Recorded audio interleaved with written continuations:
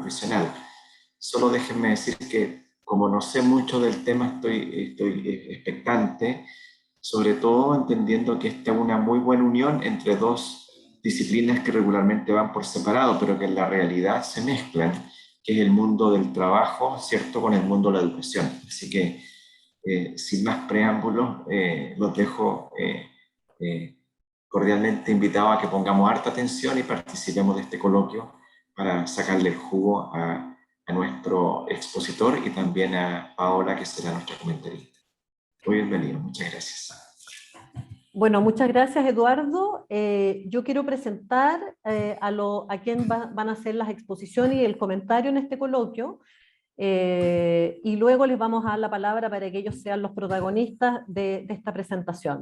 Tenemos primero una presentación de Leandro Sepúlveda. Leandro es investigador asociado del Centro Interdisciplinar de Políticas Públicas de la Universidad Alberto Hurtado, que, como ustedes saben, es un centro que está adscrito a las facultades de Economía y Negocio, a la Facultad de Ciencias Sociales y a la Facultad de Derecho de la Universidad Alberto Hurtado. Leandro es además director del Departamento de Política Educativa y Desarrollo Escolar de la Facultad de Educación de la universidad, es doctor en estudios de las sociedades latinoamericanas de la Universidad Arcis y antropólogo social de la Universidad de Chile. Sus áreas de especialización, de investigación, tiene que ver con los jóvenes, con la cultura escolar y las trayectorias de vida, con los actores y la subjetividad en el proceso educativo, con el sistema de educación técnico-profesional, tanto de nivel medio como superior, y con las metodologías cualitativas en el estudio de las transformaciones del sistema educacional.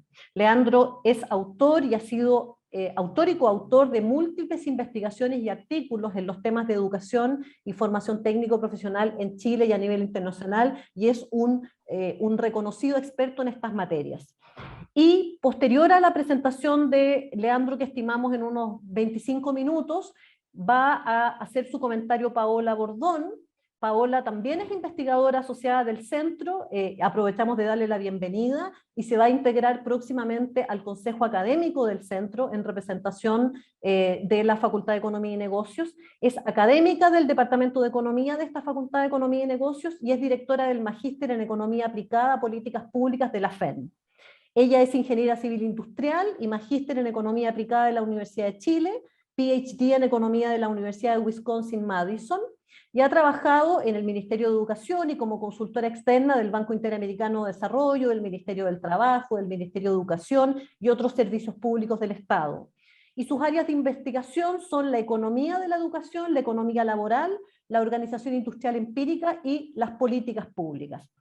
Como pueden ver, vamos a tener dos expositores muy conocedores de esta materia, y la idea de estos coloquios, como lo ha señalado Eduardo, es poder mirar una determinada problemática social desde puntos de vista diferentes. Entonces vamos a escuchar la visión desde alguien que se ha desarrollado fundamentalmente en el mundo de la educación, y luego vamos a tener un contrapunto, ¿no es cierto?, de una persona que está más bien en el tema de la economía, el mercado del trabajo.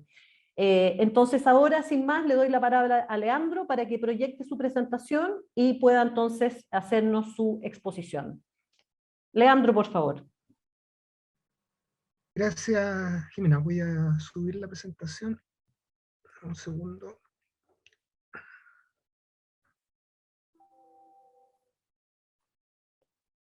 Ahí se está viendo, ¿no? Sí. Muy bien. Bueno, gracias por la oportunidad de hacer esta presentación. Como decía Jimena, nosotros no hemos tenido muchas oportunidades de poder debatir sobre un campo que ha estado restringido a la discusión educativa. Entonces es una buena oportunidad de poder tener una retroalimentación de quienes miran las políticas públicas en otros ámbitos y ver, en el caso de la política de educación técnica, los avatares de la gestión de la política educativa en este campo. Yo voy a hablar sobre educación media técnico-profesional y hice una presentación muy corta, no sé si muy corta, pero por lo menos con pocas láminas, y espero que poder, junto con caracterizar lo que es actualmente la educación media técnico-profesional, poder entregar algunas pistas para la discusión sobre la educación media técnico-profesional como una política educativa. Bueno,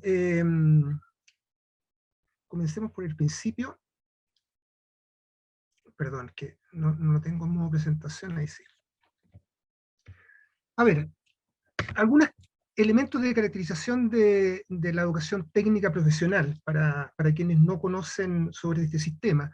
La educación técnica profesional es un sistema que está integrado al conjunto de la educación media, es una oferta curricular que ocurre en tercero y cuarto medio, donde los estudiantes deberían optar por algunas de las alternativas curriculares que entregan los establecimientos especializados.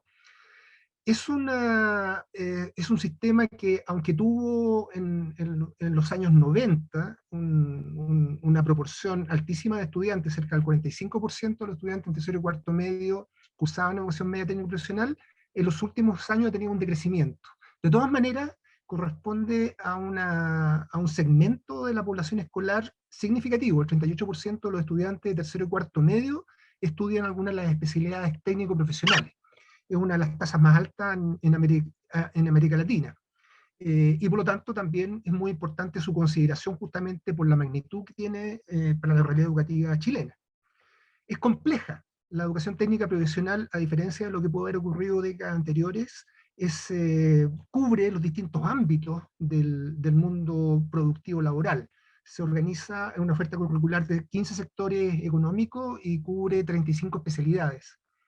Sin embargo, la oferta curricular de la educación técnica profesional depende de la implementación que hacen los propios establecimientos educacionales o los sostenedores de esos establecimientos educacionales. Y no siempre esa oferta responde necesariamente a requerimientos socioproductivos locales, regionales o nacionales, ¿eh? Muchas veces la oferta formativa en los establecimientos educativos responde más bien a las posibilidades de esos centros educativos de brindar una u otra alternativa curricular. Ya voy a dar algunas señales de cómo hay eventualmente una sobreoferta de un sector respecto a otros, ¿eh? Y que tiene que ver con las posibilidades económicas de implementarla por parte de los centros educativos. Una tercera característica son cerca de 950 establecimientos educativos en el país que entregan educación técnica profesional, y la oferta básicamente es una oferta pública. La mitad de los establecimientos corresponden al sistema municipal, y un 40-41% a establecimientos particulares subvencionados. Hay un segmento menor, que es el 7,5% de los establecimientos, aunque la matrícula es un poco más mayor, que son establecimientos de administración delegada. Fueron establecimientos educativos que pertenecían al Estado y que fueron traspasados durante el periodo de la dictadura a gremios empresariales y otras organizaciones para su administración y gestión en forma de comodato, y que han permanecido en el tiempo. El mito es que esos establecimientos son de mejor calidad y que tienen mejor vinculación con el mundo productivo. Yo todavía no conozco un estudio serio y sistemático que permita establecer que efectivamente ese tipo de establecimientos tienen mejores capacidades o mejores resultados que el resto del sistema, aunque de todas maneras tienen condiciones favorables en la medida que tienen un mejor vínculo con gremios empresariales a los cuales están adscritos su oferta curricular. Una cosa muy importante: el 70% de los establecimientos que imparten educación técnica solo brindan educación técnica. Para que se entienda bien, cuando un chico o una chica entra a primero medio, entra a un establecimiento que tiene características particulares en su oferta curricular. Lo que sucede con la educación técnica es que, en sentido estricto, la opción curricular de la educación técnica debería tomarse en los últimos 2 años de educación media, en tercero medio. Sin embargo, esta característica hace que muchos niños, muchos jóvenes, cuando entran a primero medio, en la enseñanza media, en realidad están entrando ya a la educación técnica. Y es una decisión que depende menos de ellos y más de sus familias. Esto tiene consecuencia entonces en las opciones vocacionales de los estudiantes, ¿no? Porque los establecimientos al mismo tiempo tienen una oferta relativamente limitada de las alternativas curriculares de los estudiantes. Entonces hay una suerte de embudo que depende menos de una decisión o una opción vocacional de los estudiantes y más de una decisión por parte de la familia o las características que tienen los establecimientos donde ellos ingresan.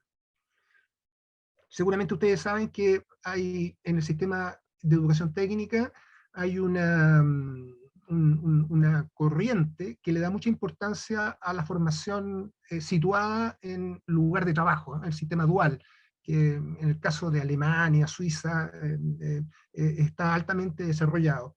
En nuestro sistema, pese a que hubo esfuerzos durante los últimos 30 años de poder implementar el sistema dual en nuestro país, su incidencia es bastante acotada. Solamente un 8% de la matrícula, los estudiantes se forman en algún tipo de alternancia entre el establecimiento educativo y un lugar laboral, una empresa. Una quinta característica del sistema TP es la fuerte segmentación que se observa de género en la matrícula por sectores de especialidad. Este es un tema que ha trabajado mucho Paola Sevilla, y particularmente en los últimos años. He estado trabajando en varios proyectos en relación a esto. Esto es un problema, porque el sistema educativo formal, ha tendido justamente a romper con las lógicas de segmentación de género y cada vez más integrar estudiantes hombres y mujeres dentro del sistema educativo. Hay una ruptura con esta noción de liceos de hombres y liceos de mujeres, por ejemplo. Sin embargo, en la educación técnica, por una cuestión de distinción en las especialidades que se eligen, la segmentación de género es marcada, existiendo cursos, especialidades asociadas básicamente a opciones masculinas y otras a opciones femeninas. Pese a que han habido cambios en los últimos tiempos y de traspasos de unos a otros, esta es una cuestión particularmente fuerte y que bueno, reproduce las lógicas de segmentación de género en el mercado laboral, pero que tiene un efecto muy negativo también en una etapa de la formación escolar de los estudiantes, donde supone que la integración debería ser un principio fundamental para su desarrollo autónomo como individuos. El 40-41% de la matrícula de las mujeres está en el sector de administración y comercio, y eso yo creo que es una distorsión, nuevamente, menos una opción vocacional que una canalización a una alternativa curricular por parte de los estudiantes. Homogeneidad socioeconómica.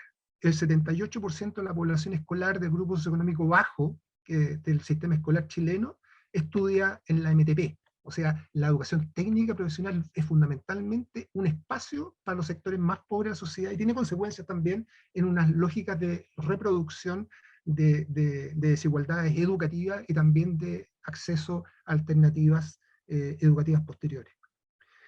Y una última antecedente que es importante tener en consideración, pese a los antecedentes restrictivos que uno puede observar respecto a la educación técnica, en los últimos años uno observa un incremento de la continuidad de estudios superiores de los egresados de la ATP.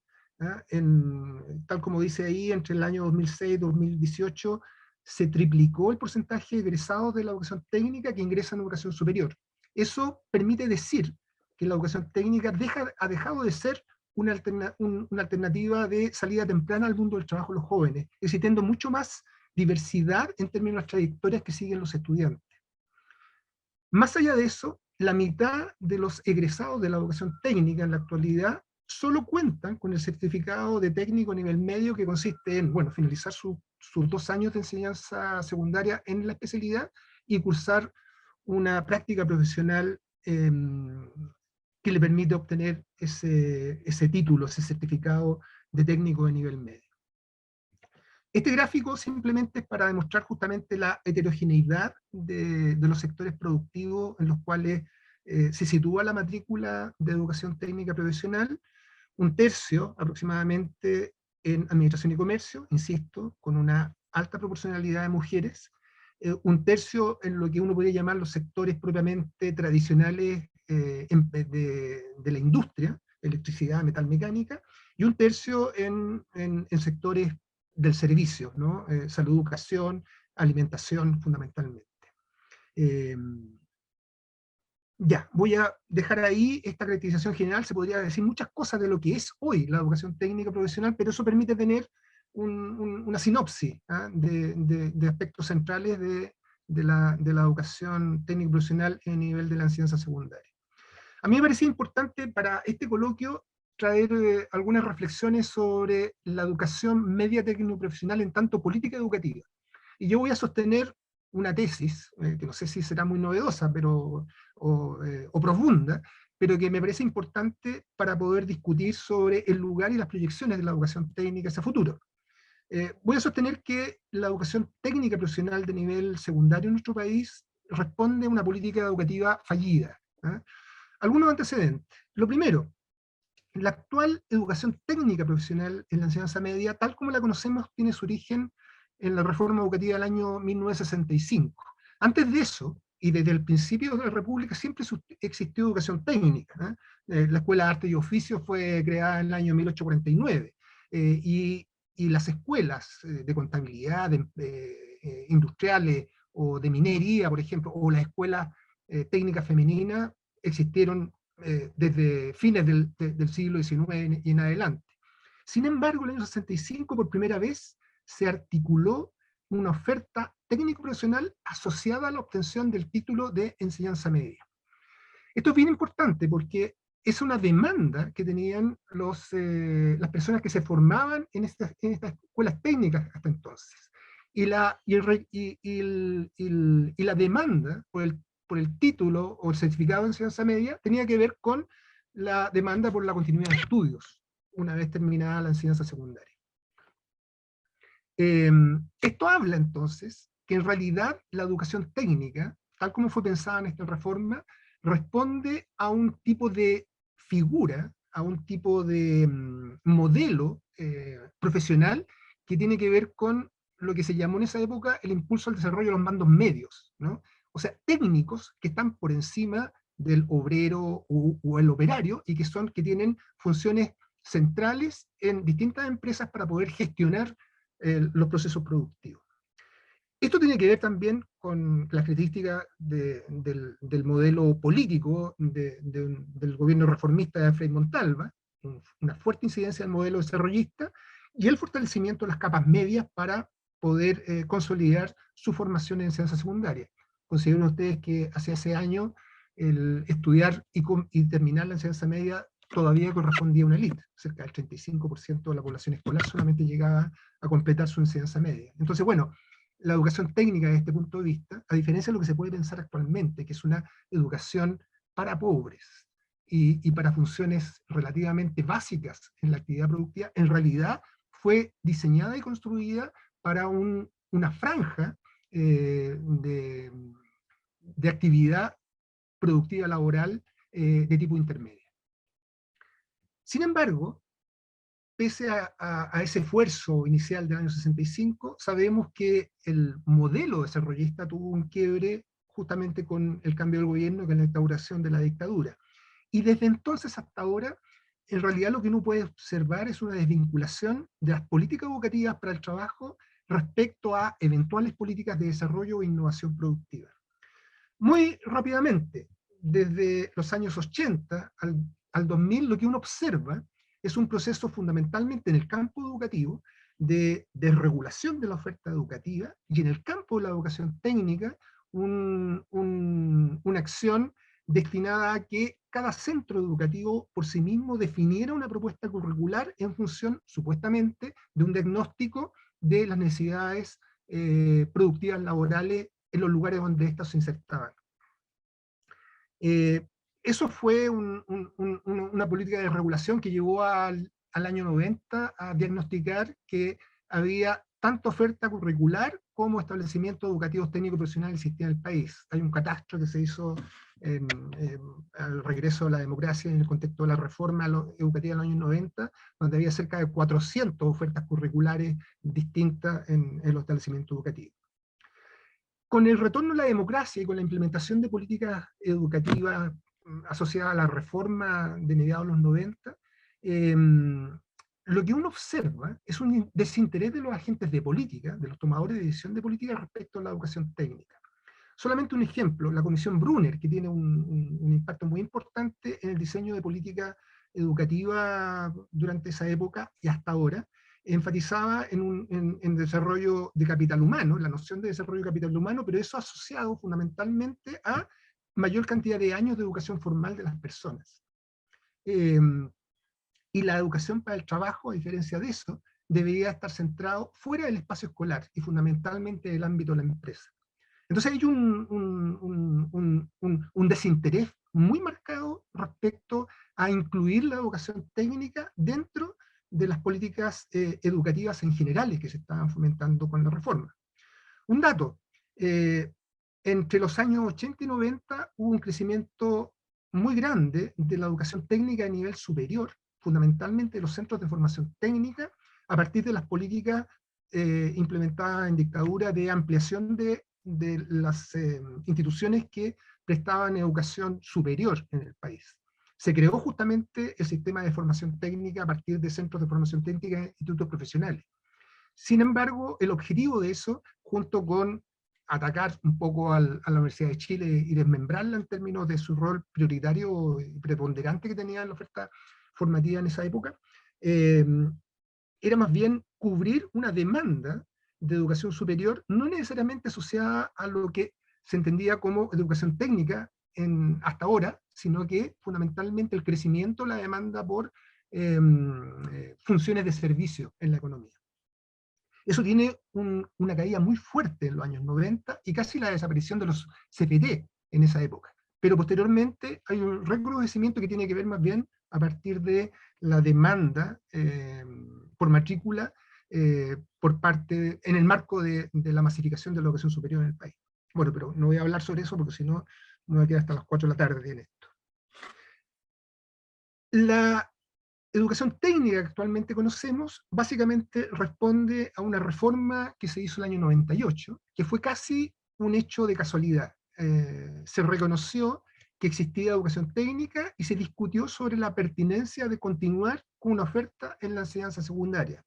Pese a que la mayoría de los agentes incidentes en la definición de política educativa del país eran reticentes a su desarrollo, en realidad, y como ocurre con muchas políticas educativas, se implementó una reforma que permitió la continuidad de la educación técnica profesional en la enseñanza media, gracias a la decisión del ministro Arellano de la época, que dio apoyo a su desarrollo, pese, insisto, a las reticencias que tenían muchos otros actores respecto a su continuidad. Algunos de los elementos fundamentales que tuvo esa reforma fue una regulación curricular, que es algo muy importante para la educación técnica, o sea, qué es lo que se enseña en función de lo que está demandando el mundo productivo, la implementación de un modelo formativo basado en competencia, que es como la versión moderna desde el campo educativo de poder responder a los requerimientos y los cambios socioproductivos de las últimas décadas, pero también una respuesta al hecho de que a partir de los años 90, fundamentalmente en un contexto de masificación de la educación media, en los años 80, en los años 90, que es el momento donde se produce la masificación de la educación media en nuestro país, la demanda está fundamentalmente centrada en la MTP, ¿eh? Cosa que sorprende a los actores de política educativa en el país, ¿no? Es muy notable ese hecho, o sea, porque básicamente hay una racionalidad en la población respecto a la importancia y la necesidad de contar con una educación técnica que signifique, tal como lo dice coloquialmente la gente, una carta bajo la manga para que sus hijos puedan continuar una trayectoria posterior obteniendo un título de nivel técnico en la enseñanza secundaria. Pero si uno hace una revisión de las políticas de educación técnica, se va a dar cuenta de que hay una dificultad constante de articular el modelo de educación técnica al sistema educativo en su conjunto. Desde el año 2000 a la fecha uno puede identificar de manera muy breve tres grandes nudos problemáticos.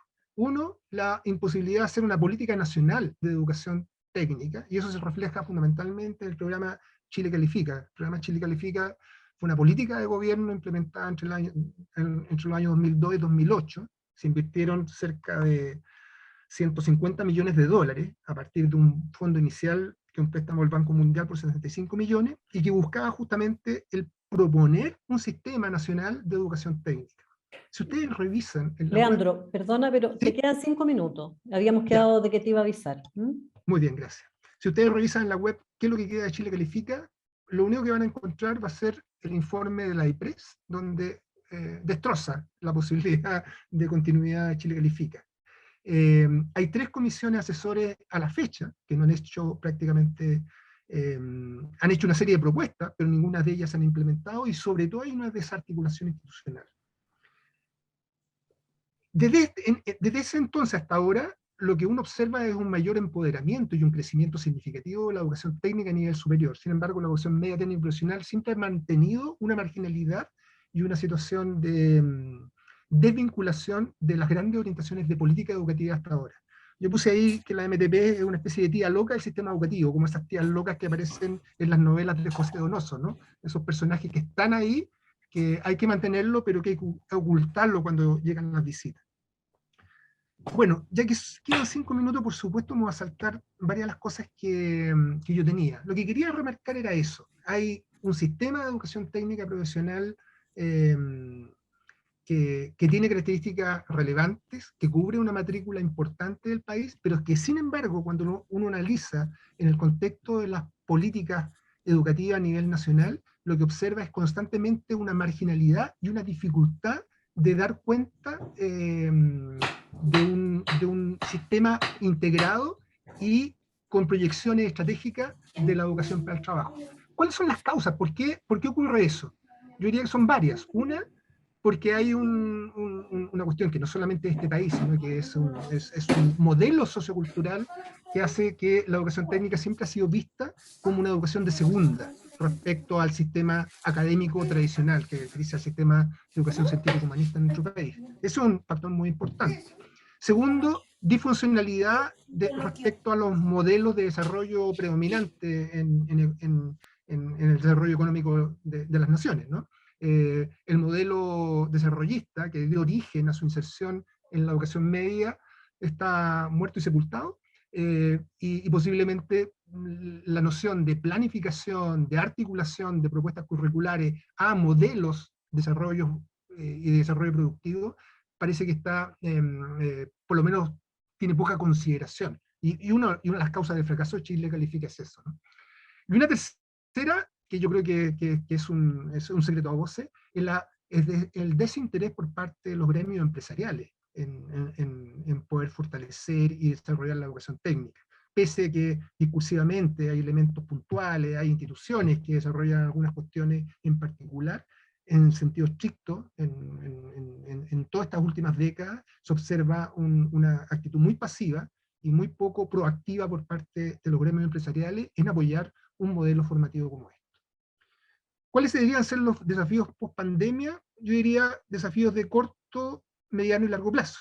En el corto plazo, una cuestión que sabemos que en los últimos 2 años hemos tenido un déficit de presencialidad del sistema escolar.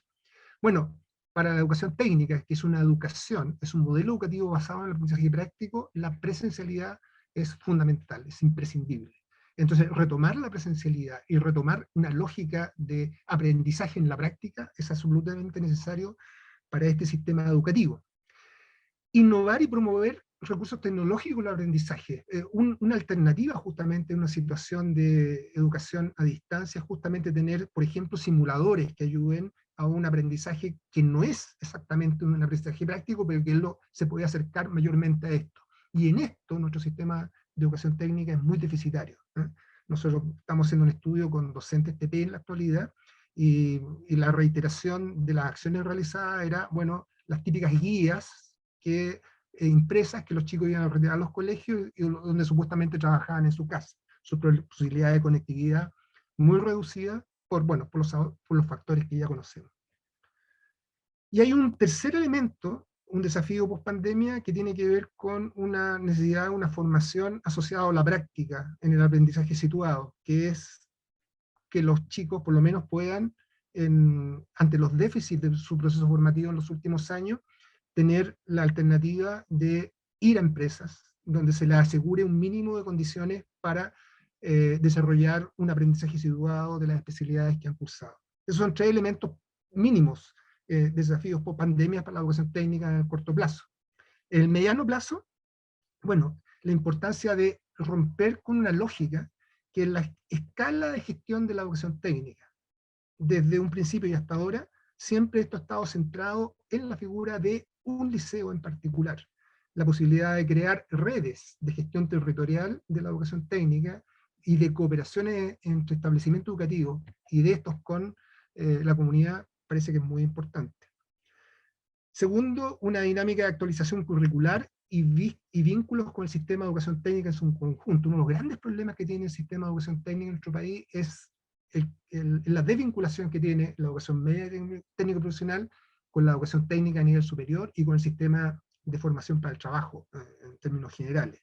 Son sistemas que están desarticulados y donde no existe una posibilidad de que los jóvenes puedan hacer una trayectoria en un sistema escalonado para tal efecto.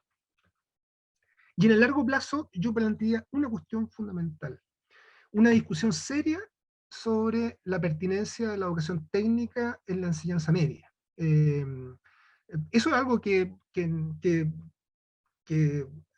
aunque los diseñadores de política en los años 90 de alguna manera lo tenían en la cabeza, desde entonces hasta ahora no se ha vuelto a discutir.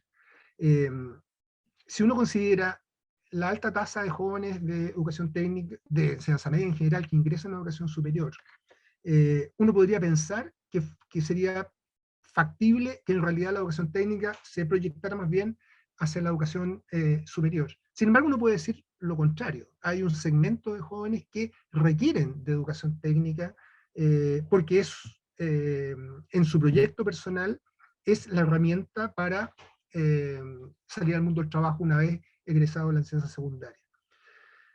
Lo que uno podría discutir si es que es factible o es pertinente aún los 12 años de educación obligatoria. Hay países como España, como Italia, donde en realidad eso se reduce a 10, y los 2 últimos años de lo que nosotros conocemos como tercero y cuarto medio son años de especialización en función de opciones vocacionales reales de los estudiantes. Quizás habría que jugar un poco con esa perspectiva.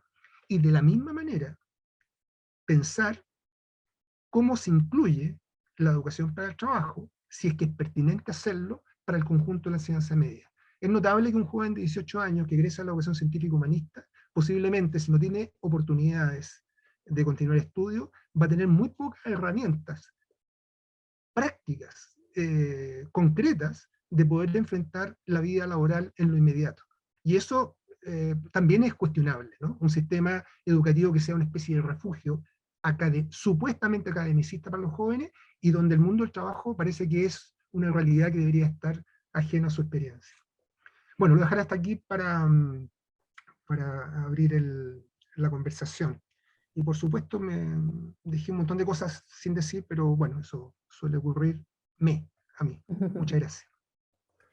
Muchas gracias, Leandro, por tu presentación, por ajustarte al tiempo. Sabemos que este es un tema apasionante y que tiene muchos caminos por donde uno podría profundizar, pero creo que nos ha entregado un panorama bastante global de cuáles son los desafíos de política que tú estás planteando para este tipo de educación en materia de articulación, en materia de pertinencia, etc. Así que ahora, para aprovechar el tiempo, le voy a dar la palabra a Paola Bordón, a quien ya presentamos, para que pueda hacer un comentario de unos 10 minutos, Paola, a partir de la exposición de Leandro, para cerrar esta primera parte del coloquio.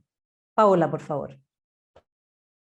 Muchas gracias por la invitación al centro, por darme la oportunidad de comentar de un tema tan interesante, que yo llevo, digamos, poco tiempo estudiándolo más a fondo. Antes lo veía como mucho más agregado, y sin duda es apasionante escuchar a Leandro, que lleva muchísimos años y que da en el clavo en muchos de estos temas. Entonces, bueno, no sé qué tanto voy a poder yo decir que él no haya dicho. Sin embargo, partir un poco pensando es, ¿por qué existe la educación técnica, ¿no? Y Leandro lo pone como, bueno, mira, puede ser que esto justamente sea una política pública educativa fallida, en el sentido que quizás no hace bien lo que en su momento era el objetivo, ¿no? Que es insertar a los estudiantes en el mercado laboral, entonces darle esas herramientas, en educación media, por cierto, y también darle las herramientas para que sigan en educación superior. Entonces el punto es, bueno, tiene que hacer dos cosas y finalmente puede que no haga ninguna de las dos bien o como nos gustaría que lo hiciera.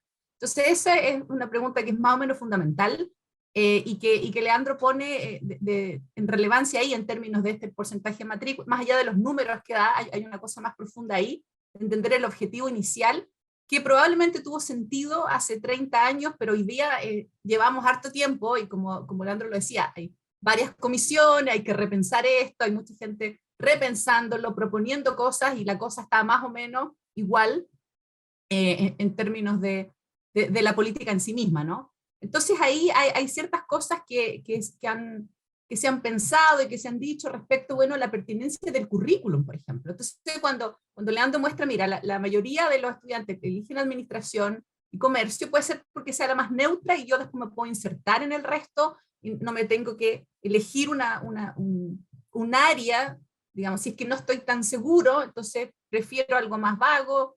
Entonces ahí hay ciertas cosas que son interesantes revisar en el sentido de, bueno, ¿cómo hicimos este currículum? ¿Cada cuánto tiempo se actualiza? ¿Cuál es el rol de las empresas en eso?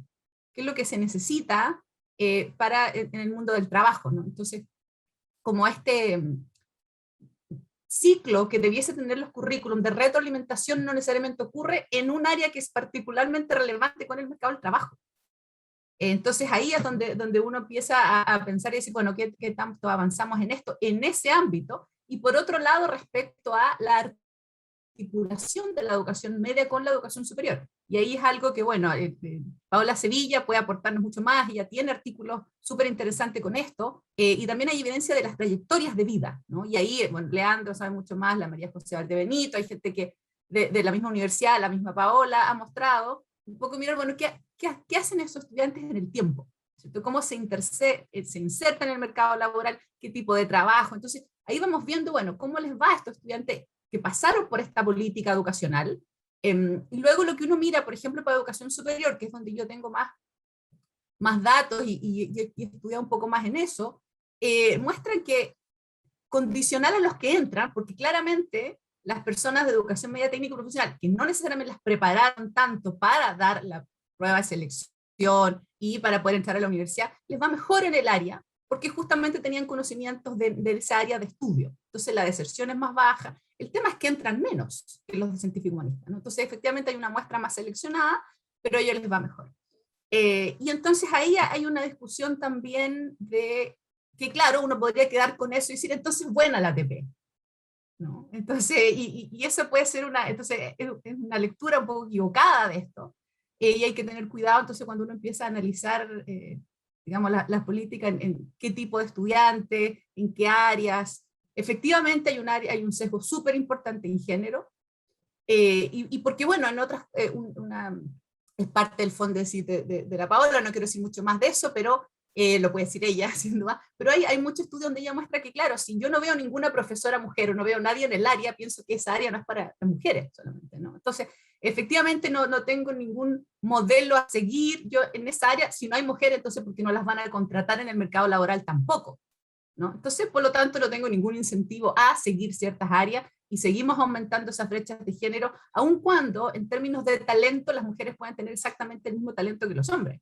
Pero estamos perdiendo ese tipo de talento justamente porque no veo nada que me pueda hacer pensar a mí que sea un ambiente en el que yo me pueda después desarrollar, ¿no? Entonces, ahí también es el tema de género fundamental, donde justamente, si ya lo veo eso en la media, voy a probablemente seguir ese mismo sesgo también en la educación superior, y después luego encontrar en el mercado del trabajo.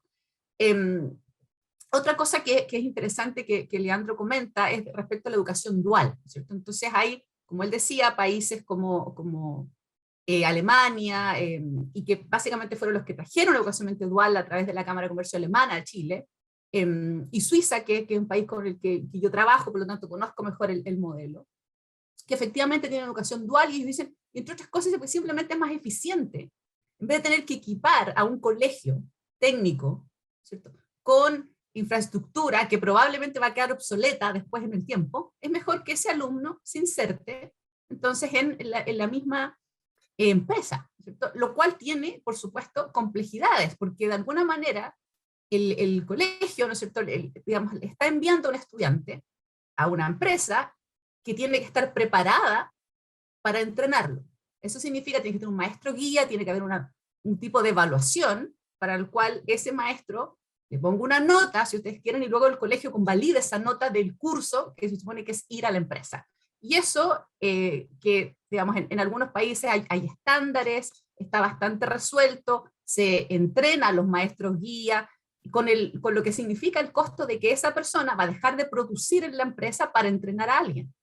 Pero a las empresas le trae el beneficio de que ese estudiante que estoy entrenando, luego en los últimos años me entrega mi productividad, porque está trabajando, y yo no le pago lo que le pago a un trabajador en tiempo completo, ¿no? Entonces, esa lógica hace que el sistema se sostenga, ¿no? Porque un poco, de alguna manera las empresas encuentran que esto es razonable y les trae beneficios, y lo mismo a los estudiantes y a los colegios que son parte de este sistema. Por eso el sistema funciona y es bastante, en términos de proporcional de estudiantes, hay muchos estudiantes que dan educación dual. En Chile eso no necesariamente ocurre porque es muy heterogéneo. Entonces hay colegios que sí lo hacen bastante bien y hay colegios que no saben lo que está pasando realmente en la empresa, el ministerio tampoco tiene tan claro, hay colegios que dijeron que eran dual, después no lo son. Entonces ahí hay temas que quedan bastante en el limbo. Uno puede entrevistar a personas de colegios sostenedores de colegios duales y te dicen funciona perfecto, y estamos súper orgullosos y todo el sistema debiese ser así. Bueno, funciona súper bien para técnicos qué sé yo, en mecánica automotriz, porque están con una empresa de mecánica, ¿no es cierto?, de autos, pero si no, puede que necesariamente ocurra, ¿no? Entonces, ese es un tema que puede ser interesante como política pública a seguir, y lo que hace interesante es que eso no necesariamente ocurre, o sea, el porcentaje de estudiantes duales en educación superior es mínimo.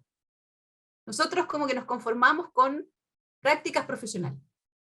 También en el Centro de Formación Técnica, IP, por supuesto en la universidad esto es así, pero en centros de formación técnica hay muy poco dual. Sé que el DUOC trabaja con empresas Arauco, por ejemplo, que es un modelo bastante nuevo.